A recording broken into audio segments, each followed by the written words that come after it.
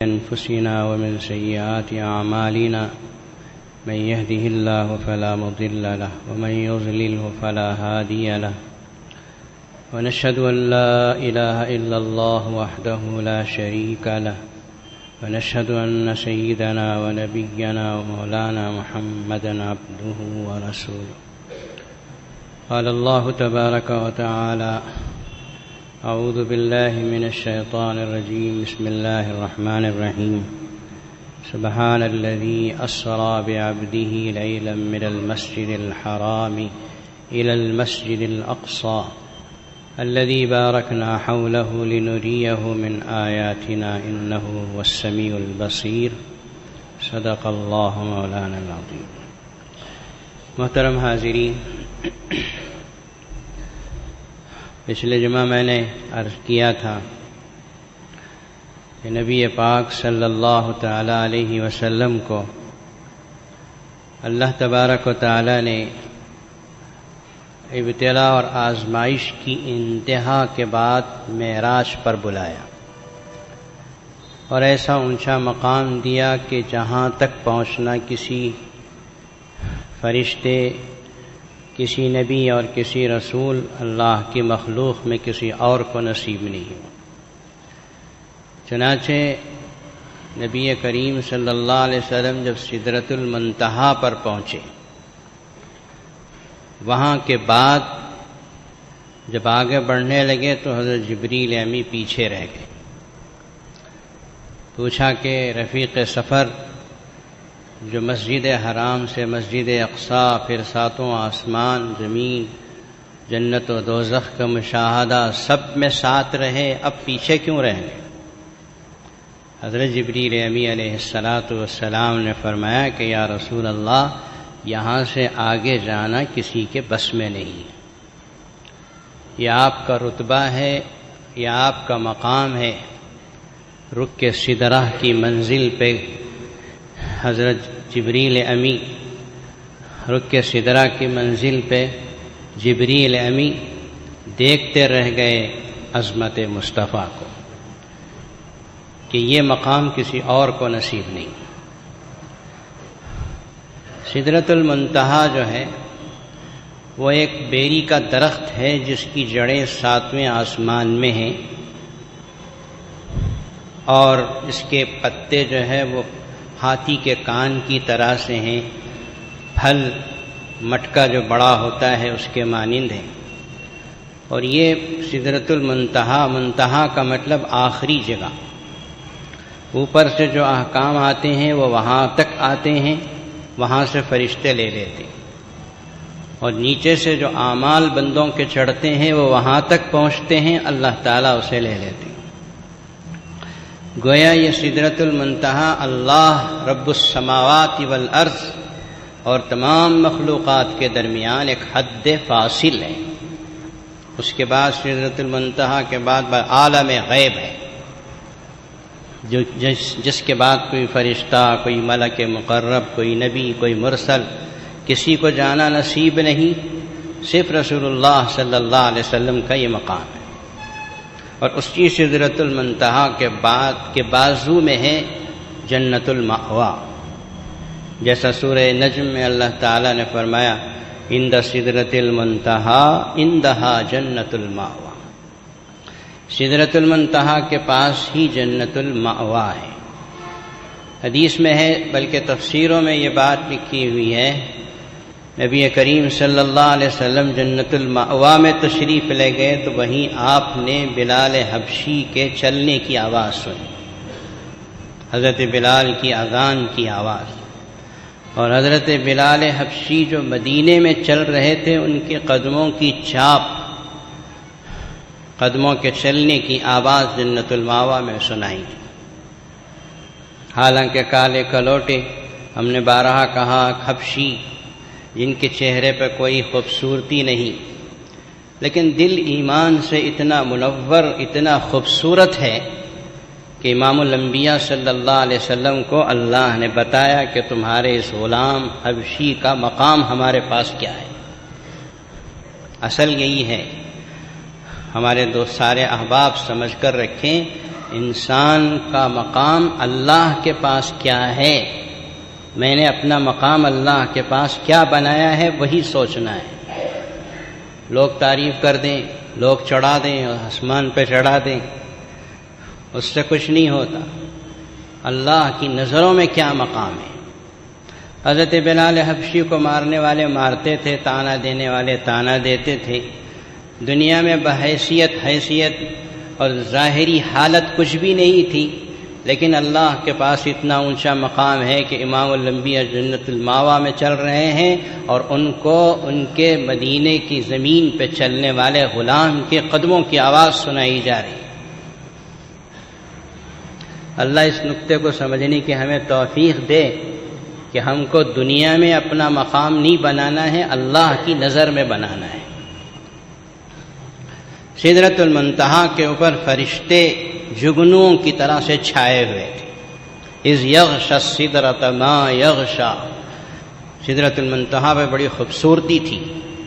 جیسے آپ کے ہاں کوئی جلسہ ہو تو سیریل لائٹ لگا دیتے ہیں، چاروں طرف لائٹ جھک جھک جھک کر رہے ہیں، یہ تو ایک نمونہ ہے۔ اور اللہ تعالیٰ نے سدرۃ المنتہا کو نبی پاک صلی اللہ علیہ وسلم کی آمد مبارک پہ سجایا تھا۔ وہ کیسا سجایا؟ قرآن نے خود اس کو مبہم رکھا کہ اذ یغشی السدرۃ ما یغشی، کہ سدرۃ المنتہا پہ چھائی ہوئی تھی وہ چیز جو چھائی ہوئی تھی۔ اب کیا چھائی ہوئی تھی؟ مفسرین کرام نے لکھا کہ جو حسن، جو خوبصورتی اللہ نے اس وقت اس پر پیدا کی تھی نبی پاک کی آمد پر، وہ بس آدمی کے سمجھ سے بالا تر ہے۔ تو اللہ کے رسول علیہ الصلاۃ والسلام جبریل امی کو چھوڑ کر آگے بڑھتے گئے اللہ کے دربار میں پہنچے۔ ثم دنا فتدلی فکان قاب قوسین او ادنی، بہت قریب پہنچ گئے۔ اور اس وقت اللہ تبارک و تعالی نے نبی پاک صلی اللہ علیہ وسلم حاضر خدمت ہیں اللہ کے دربار میں۔ اب اللہ کے دربار میں جیسا ہم جاتے ہیں تو کسی کو سلام پیش کرتے ہیں، اللہ کے دربار میں السلام پیش کرنے کا کوئی مطلب نہیں ہے۔ تو اللہ نے رسول اللہ صلی اللہ علیہ وسلم کے قلب مبارک پر وہ الفاظ القاء کیے جس سے تحیہ پیش کرنا تھا۔ حدیث میں ہے کہ رسول اللہ صلی اللہ علیہ وسلم کے قلب مبارک پر جو القاء ہوا وہی الفاظ ہیں التحیات للہ والصلوات والطیبات، کہ تمام قولی، بدنی، مالی عبادتیں اللہ کی خدمت میں ہدیہ ہیں۔ اللہ نے اس کو قبول کیا اور جواب دیا السلام علیک ایھا النبی ورحمۃ اللہ وبرکاتہ، ہمارے نبی پر ہماری سلامتی ہو، رحمتیں ہوں، برکتیں ہوں۔ اور اس وقت رسول اللہ صلی اللہ علیہ وسلم نے اپنے ان سارے امتیوں کو جو گنہگار ہیں جمع کر کے سلامتی میں السلام علینا وعلی عباد اللہ الصالحین کہا۔ اور اللہ تعالیٰ نے حضرت جبریل امی اور فرشتوں سب کی زبان سے نکلوایا اشہد ان لا الہ الا اللہ واشہد ان محمدا عبدہ ورسولہ۔ دربار میں یہ آپس میں لین دین ہوا۔ اس وقت اللہ تعالیٰ نے حضور اکرم صلی اللہ علیہ وسلم کی خدمت اقدس میں چند تحفے پیش کیے۔ ایک تحفہ اللہ نے 5 نمازوں کا دیا جو اصل میں 50 نمازیں پیش کی گئی تھی۔ روایتیں آپ حضرات نے اس سے پہلے بھی سنی ہیں کہ 50 نمازوں کو 5 کرتے کرتے 5 پر رک گئی۔ حضرت موسیٰ علیہ السلام جب واپس ہوئے، حضرت موسیٰ علیہ السلام پر سے گزرے تو حضرت موسیٰ نے پوچھا کیا تحفہ ہے، بڑا تحفہ کیا ہے؟ کہا 50 نماز۔ حضرت موسیٰ نے کہا میں جان چکا ہوں آپ کی امت بھی اس کو، آپ کی امت تو میری امت سے کمزور ہے، 50 نمازیں نہیں پڑھ سکتی، جائیے کم کرائیے۔ حضور پاک صلی اللہ علیہ وسلم واپس آتے، 5 کم ہوتی، پھر جاتے، 5 کم ہوتے ہوتے بعض روایتوں میں 10 کی بھی ہے تصریح ہے کہ 5 پر جب نمازیں رک گئی تو حضرت موسیٰ، اللہ کی ان پر سلامتیاں ہوں، حضرت موسیٰ نے کہا آپ کی امت اسے بھی ٹھیک سے نہیں ادا کر سکتی، پیغمبر کی سوچ ہے۔ اور آج ہم دیکھ رہے ہیں ہم جیسے ناپکار فرض نمازوں کو بھی ٹھوکر مار کے زندگی گزار رہے ہیں۔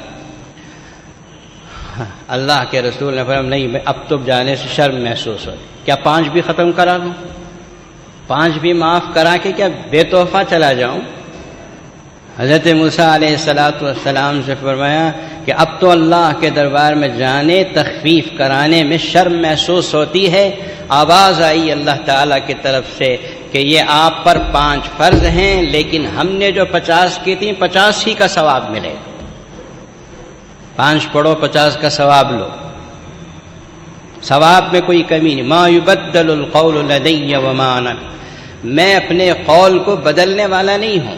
50 ہی ہیں، بے اعتبار ثواب کے 50 ہیں، لیکن ادائیگی کے اعتبار سے امت پر 5 نمازیں فرض۔ ایک تحفہ ہے جو رسول اللہ صلی اللہ علیہ وسلم کو عطا ہوا۔ اصل میں نماز جو ہے وہ سارے فرشتوں کی عبادتوں کا مجموعہ ہے۔ سمجھ میں آتا ہے؟ اللہ نے اس آسمان و زمین میں لاکھوں کروڑوں پتہ نہیں کتنے وما یعلم جنود ربک الا ھو، یہ فرشتوں کا لشکر کتنا بڑا ہے اللہ ہی جانتے ہیں۔ کوئی فرشتہ قیام میں اللہ کو یاد کر رہا ہے، تسبیح پڑھ رہا ہے، کوئی فرشتہ رکوع میں قیامت تک رکوع میں، کوئی فرشتہ سجدے میں ہے، کوئی فرشتہ قعدے میں بیٹھا ہے۔ فرشتوں کو اللہ نے مامور کر دیا کہ تم اس حالت میں ہماری تسبیح بیان کرو، تم اس حالت میں اللہ تعالیٰ نے سارے فرشتوں کے قیام کو، رکوع کو، سجود کو، سب کو جمع کر کے نماز کی شکل میں مسلمان کو دے دیا کہ ایک مسلمان 2 رکعت نماز اللہ کے حضور پڑھتا ہے تو کائنات میں پھیلے ہوئے کروڑوں فرشتوں کی عبادت اس 2 رکعت میں جمع ہے۔ یہ سمجھو بہت بڑی چیز ہے۔ اور پھر اللہ کے نبی نے فرمایا صلی اللہ علیہ وسلم الصلاۃ معراج المومنین، نماز مومنوں کی معراج ہے۔ اب 2 رکعت نماز باندھ کے کھڑے ہو جاتے ہیں، اللہ کے دربار میں کھڑے ہو گئے، اور اس میں رسول اللہ صلی اللہ علیہ وسلم نے جو دربار میں قریب پہنچ کے التحیات پیش کیا تھا وہ التحیات بندہ پڑھتا ہے یہاں۔ اس لیے نماز میں کبھی سستی مت کرو، جہاں کہیں ہو پڑھو۔ پہلے اب دوسری قوموں اور ملتوں میں بات یہ ہے کہ ان کی عبادت کے لیے ان کے عبادت خانے کو جانا ضروری ہے۔ عیسائی عبادت کرنا تو ان کے یہاں جانا، یہودی کرنا تو ان کے اپنا معبد کو جانا۔ مسلمان کے لیے بھی یہ ضروری ہے کہ اگر مسجد کے قریب ہے تو مسجد میں نماز ادا کرے، مسجد اللہ کا گھر ہے، اور اگر مسجد دور ہے تو مسجد کے بغیر بھی جس جگہ ہے وہیں نماز پڑھ سکتا ہے، کوئی پریشانی نہیں۔ جعلت لی الارض مسجدا وطہورا، اللہ نے میرے لیے یہ خصوصیت دی ہے کہ پوری روئے زمین مسجد ہے، پاک ہے۔ شرط یہ ہے کہ جس جگہ آپ نماز پڑھ رہے ہوں وہاں اس زمین کے حصے پہ نجاست نہ ہو، اور جو کپڑا آپ بچھائیں گے اس کے اوپر کوئی نجاست نہ ہو، جہاں چاہے رکعت باندھ کے اللہ کے دربار کھڑے ہو جائیں۔ ہم کو سمجھ نہیں، اللہ ہمیں سمجھا دے۔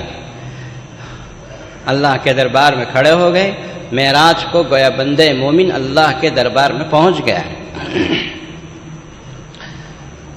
نبی پاک صلی اللہ تعالی علیہ وسلم کو ایک تحفہ نماز کا ملا، اور دوسرا تحفہ جو ملا وہ یہ ہے کہ اللہ تعالی نے یہ کہا کہ میں آپ کی امت کے سارے بڑے گناہوں کو معاف کرتا ہوں، ہر کبیرہ گناہ کی معاف، شراب، جوا، زنا، جو گناہ ہے کبیرہ حرام ہے سب معاف ہیں، جبکہ بندے مومن توبہ کریں، لیکن شرک جو ہے وہ معاف نہیں ہے۔ اللہ تعالیٰ گناہ ہے کبیرہ جتنے میں ہو سب کو، صغیرہ گناہ تو یوں ہی وضو سے بھی جھڑتے، نماز سے بھی معاف ہو جاتے، لیکن کبیرہ گناہ کے لیے بندے مومن ہاتھ اٹھائے معافی مانگ لے، معاف ہو جائیں۔ لیکن شرک ایک ایسا گناہ ہے کہ لا یغفر ان یشرک بہ، اللہ اس کو معاف نہیں فرمائے، الا یہ کہ بندے مومن اپنے دل سے، دل کے نہاں خانے سے اللہ کی ذات پہ ایمان لائے، شرک سے بھی توبہ کرے تو وہ بھی اللہ کے دربار میں معاف ہو جاتا۔ حدیث میں آپ کے سامنے ایک عجیب حدیث پیش کرتا ہوں، آپ بھی اس طرح سوچیے جیسے میں سوچنے کی کوشش کرتا ہوں۔ آپ نے فرمایا کہ جب کسی بندے مومن کا انتقال ہوتا ہے اور اس بندے مومن کے جنازے میں 3 صفیں ہوں، اور بعض حدیثوں میں تشریح ہے 40 آدمی نماز پڑھ لیں تو اس بندے مومن کی مغفرت لازمی ہے، جنت میں ضرور جائے۔ لیکن حدیث میں ایک شرط ہے، 40 آدمی ایسے کہ جو لا یشرک باللہ شیئا، جو اللہ کے ساتھ کسی قسم کا شرک نہ کرتے ہو۔ یہ بڑی سخت شرط ہے، یہ شرط ہے۔ یہ نہیں کہا کہ جو بے گناہ بندے ہوں، گنہگار تو سبھی ہوتے، گناہوں سے پاک تو انبیاء ہوتے۔ یہ فرمایا کہ بندگان مومن جو جنازے کی نماز میں شریک ہوں، شرط یہ ہے کہ وہ شرک سے پاک ہوں۔ اب میں یہ حدیث جب پڑھایا، ہمارے ہاں درس حدیث میں نے مشکات شریف جب پڑھایا، ابھی میں نے بچوں سے بھی یہ کہا، یہ شرط ہر آدمی نماز جنازہ میں کھڑے ہوتے ہوئے یہ سوچ لے کہ جس بندے مومن کی مغفرت کی دعا کے لیے میں کھڑا ہوا ہوں، کیا میں شرک سے پاک ہوں؟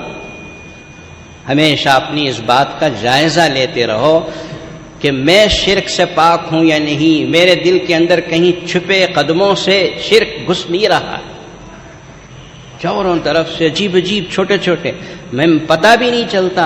حضور صلی اللہ علیہ وسلم نے فرمایا کہ بندے مومن کے دل میں چونٹی کی طرح آہستہ سے چل کے بھی شرک آ جاتا ہے۔ اب تو چاروں طرف ایسے احوال ہیں، حالتیں ہیں کہ شرک سے بچنا بندوں کے لیے کافی مشکل کام ہے، لیکن اگر آپ اور ہم کوشش کریں تو اللہ بچا سکتے، ہم محنت کریں۔ تو فرمایا حضور صلی اللہ علیہ وسلم نے کہ دوسرا تحفہ یہ ملا کہ شرک نہ کرو، باقی سارے گناہ معاف ہیں۔ تیسری چیز اللہ کے نبی صلی اللہ علیہ وسلم نے فرمایا کہ سورہ بقرہ کی جو آخری آیتیں للہ ما فی السماوات ما فی الارض سے لے کر سورت کے ختم ہونے تک کی جو آیتیں ہیں، بہت بھاری آیتیں ہیں، یہ اللہ نے ڈائریکٹ دیا رسول اللہ صلی اللہ علیہ وسلم۔ دوسری آیتیں جو تھیں وہ حضرت جبریل امی علیہ السلام وہی لے کر آئے، لیکن سورہ بقرہ اور بعض حدیثوں میں سورہ فاتحہ، یہ دو جو قرآن پاک کے حصے ہیں، یہ اللہ تبارک و تعالیٰ نے اس رات میں براہ راست رسول اللہ صلی اللہ علیہ وسلم کی خدمت اقدس میں تحفہ دی۔ اور چوتھی چیز جو حدیثوں میں ہے وہ یہ ہے کہ جو کوئی بندہ مومن نیکی کا ارادہ کرے گا تو ارادہ کرتے ہی ایک نیکی لکھی جائے گی۔ سوچا کہ میں فلاں آدمی کو کچھ صدقہ دوں گا، لکھ دیا گیا، اگر اس نے صدقہ دے دیا تو 10 نیکیاں اور مزید لکھی جائیں۔ ارادے نیت اور ارادے پر ایک نیکی، کرنے کے اوپر 10 نیکیاں۔ لیکن اس کا الٹا، اگر کوئی آدمی برائی کا ارادہ کرتا ہے، برائی کے ارادے پر برائی لکھی نہیں جاتی، اگر برائی کرتا ہے تو ایک برائی لکھی جائے۔ عجیب انداز ہے اللہ تعالیٰ کے نوازنے کا۔ اگر برائی پر بھی نیت کرتے ہی ایک برائی اور کرنے پر 10 برائیاں لکھی جاتی تو سوچو ہمارا کیا حال ہوتا۔ کروڑوں برائیاں تو یوں ہی چلتے پھرتے ہی ہمارے نام اعمال میں جمع ہو جاتی ہیں۔ اللہ ہماری مغفرت پر۔ خصوصی طور پر یہ 4 تحفے تھے جو رسول اللہ صلی اللہ علیہ وسلم کو اللہ تعالیٰ نے حدیثوں میں اس کا تذکرہ موجود۔ حضور اکرم صلی اللہ تعالیٰ علیہ وسلم اپنے پروردگار کو اس رات میں دیکھا یا نہیں دیکھا، یہ بھی ایک مستقل بحث ہے۔ ہمارے بزرگوں نے لکھا ہے کہ اللہ تبارک و تعالیٰ کو دیکھا، اللہ کے نور کو دیکھا۔ بہت سی حدیثیں ایسی ہیں جس میں آپ علیہ الصلاۃ والسلام نے فرمایا کہ میں نے ایک عجیب غریب بڑا عظیم نور دیکھا۔ سورہ نجم کی ایک آیت ایسی ہے کہ جس سے بعض علماء کرام نے تفسیروں میں لکھا کہ اس آیت سے اللہ تبارک و تعالیٰ کے دیدار ثابت ہے، اور بعض بزرگوں اور مفسرین نے کہا کہ اس آیت سے مراد جبریل امی کو دیکھنا مراد ہے، کہ سدرۃ المنتہا کے پاس ایک تو حضرت جبریل امی تو ویسے ہی ملتے تھے انسانی شکل میں، لیکن حضرت جبریل امی کی جو اصلی شکل ہے وہ بہت بڑی ہے، بڑا فرشتہ، غار حرا میں ایک مرتبہ، سدرۃ المنتہا کے پاس دوسری مرتبہ حضرت جبریل امی علیہ السلام کی اصلی شکل کو آپ نے دیکھا صلی اللہ علیہ وسلم کہ حضرت اللہ تعالیٰ نے حضرت جبریل کو 600 پر دیے ہیں، اور ایک پر جو ہے اگر اس طرح کھولتے ہیں تو مشرق سے لے کر مغرب تک چھا جاتا ہے۔ ایسے 600 پر وہ کہاں سماتے ہوں گے، وہ پیدا کرنے والا پاک پروردگار ہی جانتا ہے۔ تو اس حضور پاک صلی اللہ تعالی علیہ وسلم نے اس طرح دربار الہی میں پہنچے، تحفے تحائف لے کر امت کے لیے واپس ہوئے۔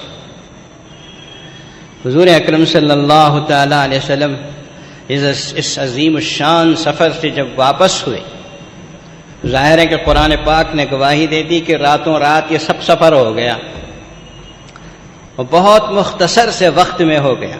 معراج کا واقعہ آج سے 1400 سال پہلے حیرت انگیز تھا، لیکن آج کے زمانے میں اگر مسلمان سوچے، غیر مسلم بھی سوچے تو کوئی حیرت کی بات نہیں، اس لیے کہ لوگ آج یہاں بیٹھے امریکہ کو بات کر رہے ہیں، ایک ہی سیکنڈ کے اندر یہاں کی آواز وہاں، وہاں کی آواز یہاں آ رہی ہے۔ اللہ انسان کو اتنی عقل دے سکتے ہیں کہ جو آواز کو اتنا دور پہنچا سکتا ہے، تو اللہ خود کتنی قدرت کے مالک ہیں، یہ سمجھنا کوئی مشکل کام نہیں۔ حضور اکرم صلی اللہ علیہ وسلم نے ایک بات میں چھٹ رہی تھی عرض کروں، حضور پاک صلی اللہ علیہ وسلم نے اپنے اللہ کے دربار میں جب پہنچے ہوئے تھے تو اللہ نے اپنے نبی سے یوں پوچھا کہ پیغمبر آپ کو کون سی صفت پسند ہے اور آپ کو کون سا نام پسند ہے، یا کون سی چیز ہے جسے میں پسند ہے آپ کو بلاؤں۔ مثال کے طور پر حضرت ابراہیم کو خلیل اللہ لقب دیا، حضرت موسیٰ کو کلیم اللہ لقب دیا، حضرت عیسیٰ کو روح اللہ لقب دیا۔ اے پیغمبر آپ کو کیا پسند ہے؟ ایک تو مشکات شریف کی حدیث ہے جس میں رسول اللہ صلی اللہ علیہ وسلم نے فرمایا کہ سنو، اللہ نے مجھے حبیب اللہ کا لقب دیا ہے، میں اللہ کا محبوب ہوں۔ جو رسول اللہ کے قدم پر چلے گا، آپ کی سنتوں کی پابندی کرے گا، وہ بھی اللہ کا محبوب ہوگا۔ اللہ کے محبوب کی ادائیں اللہ کو پسند ہیں، تم ان اداؤں کو اختیار کر لو، تم بھی اللہ کے محبوب ہو جاؤ۔ قیامت میں اللہ اسی طرح تولیں گے، یاد رکھو۔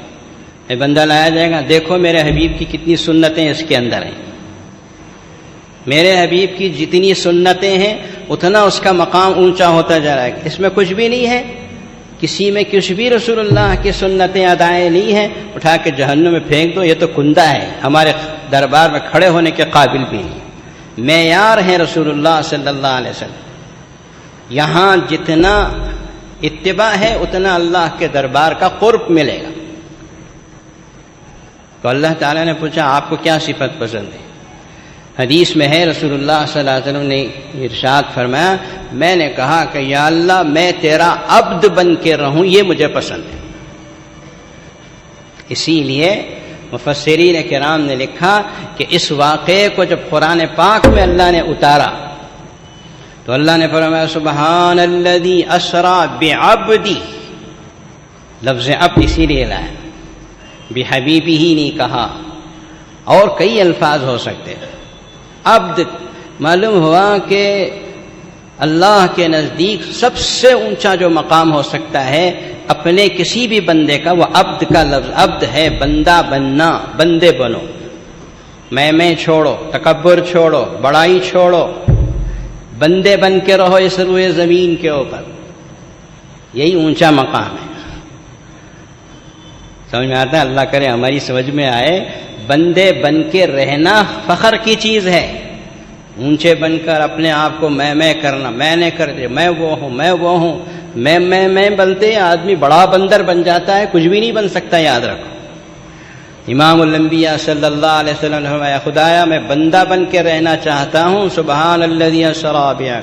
اسی لیے آپ علیہ السلام نے فرمایا اللہ کو پسندیدہ نام عبداللہ، عبد الرحمن، یہ پسندیدہ نام ہے اللہ کے، اللہ کا بندہ، رحمان کا بندہ،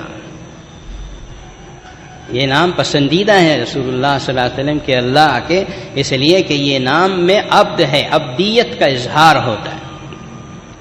زمین پہ چلتے ہوئے احساس کرو کہ میں خدا کا بندہ ہوں، خدا کے زمین پہ چل رہا ہوں۔ تو غرض رسول اللہ صلی اللہ علیہ وسلم واپس ہوئے، اور اللہ کے پاس سے جب واپس ہو رہے تھے تو جبریل امی علیہ السلام ویسے سدرۃ المنتہا میں منتظر کھڑے تھے، وہاں سے ساتھ ہو گئے، جس براق پہ گئے تھے اس پہ بیٹھ کے واپس ہوئے، پہلے بیت المقدس پہ اترے، پھر وہاں سے زمین کا سفر کرتے ہوئے منزل کو واپس ہوئے۔ روایتوں میں ہے کہ جبریل امی سے پوچھا اللہ کے رسول صلی اللہ علیہ وسلم نے کہ جبریل کیا میری قوم میرے اس سفر کی تصدیق کرے گی؟ میں جو اتنا لمبا سفر کر کے یہ دیکھ کے آ رہا ہوں، ظاہر ہے کہ میں بولوں گا، میری امت کو جا کے سناؤں گا، میری امت اس کی تصدیق کرے گی یا نہیں؟ حضرت جبریل امی علیہ السلام نے ایک مثبت جواب دیا۔ مثبت سمجھتے ہیں؟ مثبت اور منفی، نیگیٹو پازیٹو، جسے آپ اور ہم سمجھنے کے لیے کہہ سکتے ہیں۔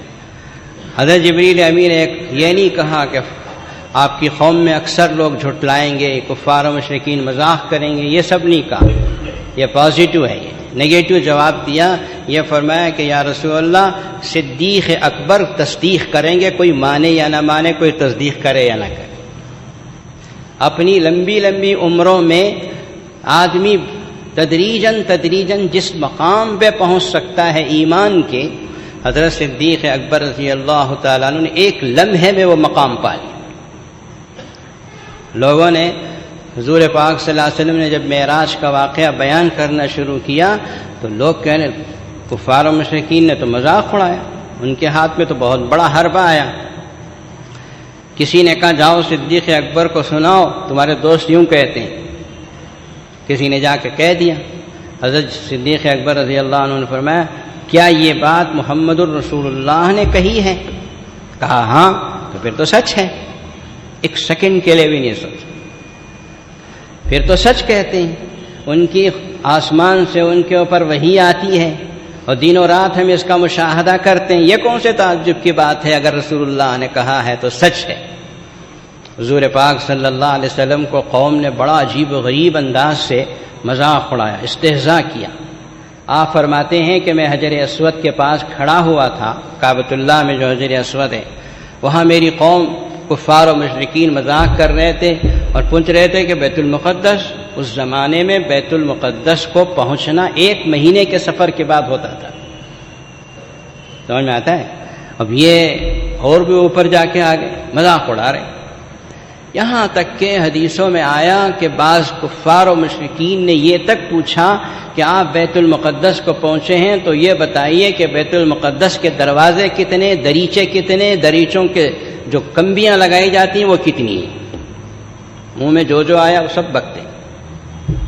اب آپ جامع مسجد میں اتنے سالوں سے ہیں، غالباً میں نے پہلے بھی کہا، ذرا یہ بتاؤ کہ حال میں کتنے دروازے ہیں؟ کوئی گن کے رکھا؟ میں تو گن کے رکھا ہوں، آپ میں سے کوئی گن کے رکھا ہے؟ 5 وقت کی نماز پڑھنے والے بھی نہیں بول سکتے، اس لیے کہ دروازوں سے مطلب نہیں ہے، اللہ کے گھر میں پیشانی ٹیکنے سے مطلب ہے۔ کوئی نہیں گننا کوئی بڑی بات نہیں۔ حضور پاک صلی اللہ علیہ وسلم فرماتے ہیں فَقَرُبْتُ كَرْبًا مَا كَرُبْتُ مِثْلَهُ قَبْلًا، مجھے اتنا دکھ ہوا میری قوم کے سوال پر کہ اتنا دکھ اس سے پہلے کبھی نہیں ہوا تھا۔ میرے اس دکھ کو دیکھ کر رب العالمین نے بیت المقدس کو میرے سامنے لا لیا۔ اس کی تشریح میں مفسرین کرام نے لکھا، حدیث کی شرح لکھنے والوں نے، کہ اللہ نے زمین کے سارے پردے ہٹا دیے، بیت المقدس یوں نظر آ رہا تھا جیسے کہ وہ سامنے کا دروازہ ہے، اور میں نے دیکھا، اور جو قوم پوچھتی گئی میں اس کو جواب دیتا گیا، سب کی زبانیں گنگ ہو گئی۔ اور حضور صلی اللہ علیہ وسلم نے علامتیں بتائیں کہ جب میں بیت المقدس میں اترا آسمان سے، وہاں سے جب واپس ہو رہا تھا تو ایک قبیلہ مجھے مقام روحا کے پاس ملا، ایک قافلہ، کاروان جسے کہتے ہیں، قافلہ ملا، اس کاروان کا، قافلے کا ایک اونٹ کھو گیا تھا، وہ لوگ تلاش کر رہے تھے۔ میں وہاں رک کے تھوڑا سا پانی پیا اس قافلے والوں کا، وہاں سے واپس ہوا تو پھر اور ایک مقام زیتوا نامی مقام پہ پہنچا، وہاں میں نے دیکھا کہ ایک قافلہ ہے، اس قافلے والوں کا اونٹ کھو گیا، اونٹ گر گیا ہے اور گر کے اس کا پیر ٹوٹ گیا ہے۔ پھر آگے مقام تنیم کے پاس ایک قافلہ ملا، جس قافلے کے بالکل سامنے ایک بھورے رنگ کا اونٹ ہے جس کے اوپر ایک حبشی سوار ہے، اور غروب آفتاب سے پہلے، مغرب سے پہلے وہ قافلہ پہنچنے والا ہے۔ یہ تین قافلے ان کی ملاقات کا واقعہ رسول اللہ نے فرمایا صلی اللہ علیہ وسلم، اس کی تصدیق ہو گئی۔ البتہ مغرب سے پہلے پہنچنے کی جو بات تھی کہ تنیم کے پاس جو قافلہ ہے مغرب سے پہلے پہنچ جائے گا، بیہقی کی روایت ہے کہ وہ سورج غروب ہونے کے قریب ہو گیا لیکن قافلہ نہیں ہے۔ حضور اکرم صلی اللہ علیہ وسلم نے اللہ تعالیٰ سے دعا کی تو اللہ نے سورج کو روک لیا۔ اسی کو معجزہ حبس شمس کہتے ہیں کہ سورج کو روکنے کا معجزہ رسول اللہ صلی اللہ علیہ وسلم پر ظاہر ہوا، جو اس سے پہلے حضرت یوشع علیہ السلام کے لیے ظاہر ہوا تھا کہ سورج روک دیا گیا رسول اللہ صلی اللہ علیہ وسلم کے لیے، یہاں تک کہ جو مکے کے قریب پہنچ چکا تھا قافلہ پہنچا تو پھر سورج غروب ہوا۔ ساری علامتیں جو رسول اللہ صلی اللہ علیہ وسلم نے فرمائی تھیں ظاہر ہو گئیں۔ دوستو، واقعہ معراج، اس کی حکمتیں، اسرار و حقائق، اس دنیا میں کوئی زبان نہیں ہے جسے وہ بیان کر کے یہ سب ختم ہو سکے۔ ہمیں اور آپ کو اس کے بیان کرنے کی حد تک منحصر نہیں رہنا ہے۔ ہمیں سب سے پہلے ان اسباق، ان عبرتوں کو دیکھنا ہے جو رسول اللہ صلی اللہ علیہ وسلم کے اس مبارک سفر سے ہمیں حاصل ہوئی۔ میں نے 3 جمعہ پہلے آپ کے سامنے کہا تھا کہ سورہ بنی اسرائیل میں اللہ نے وہ سارے تحفے بیان کیے ہیں جو اللہ نے اپنے حبیب صلی اللہ علیہ وسلم کو دیے تھے۔ مثال کے طور پر سورہ بنی اسرائیل کا جو تیسرا رکوع وَقَضَىٰ رَبُّكَ أَلَّا تَعْبُدُوا سے جو شروع ہوتا ہے،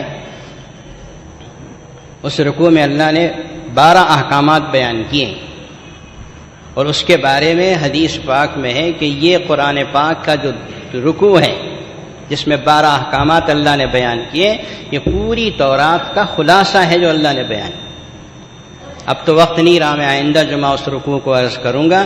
اتنا البتہ ضرور کہہ دوں کہ معراج کے واقعے کے موقع پر سب سے زیادہ ہمیں اور آپ کو جس بات کا عہد کرنا ہے وہ یہ ہے کہ رسول اللہ نے معراج کو جا کر ہمیں جو معراج دی ہے، اس معراج کو ہم کبھی چھوڑیں گے۔ سیرت کا جلسہ رات کے 1 بجے 2 بجے تک سیرت کا جلسہ، منانے والے مننے والے سب جا کے ایسا سوتے ہیں فجر کی نماز چھوڑ کے سو جاتے۔ یہ مذاق ہے۔ ایسے سیرت کے جلسے منانے کی ضرورت ہی کیا ہے کہ رسول اللہ صلی اللہ علیہ وسلم نے جو تحفہ دیا اسی کو ٹھکرا دیا، اب سیرت کا جلسہ منا رہے ہیں۔ یاد رکھو، فرض نماز کی پابندی کرو۔ یہ معراج ہے جو رسول اللہ صلی اللہ علیہ وسلم نے اپنی امت کو اوپر جا کے وہاں سے لا کر دیا ہے۔ بہت سے تحفے ہیں بذریعے وہی رسول اللہ صلی اللہ علیہ وسلم کو دیے گئے، لیکن نماز، سورہ بقرہ کی آخری آیت، سورہ فاتحہ، یہ سب وہ تحفے ہیں جو اللہ تبارک و تعالیٰ نے براہ راست دیے۔ نماز کی پابندی کرو، خواہ کسی بھی حالت میں کیوں نہ ہو۔ نماز تو میدان جنگ میں معاف نہیں ہوئی، آخری حالت تک امام الانبیاء پہ معاف نہیں ہوئی، پھر ہمارا اور آپ کا حساب و کتاب کیا ہے؟ اس کا اہتمام کرو، جہاں بھی رہو، جس حالت میں بھی رہو، جیسے بھی۔ اتنا البتہ ضرور کہ بدن پاک ہو اور کپڑے پاک ہو، اور بندے مومن کو یہ 2 چیزیں ہمیشہ پاک رکھنا ہے، اس لیے کہ اسے ہمیشہ نماز پڑھنا ہے۔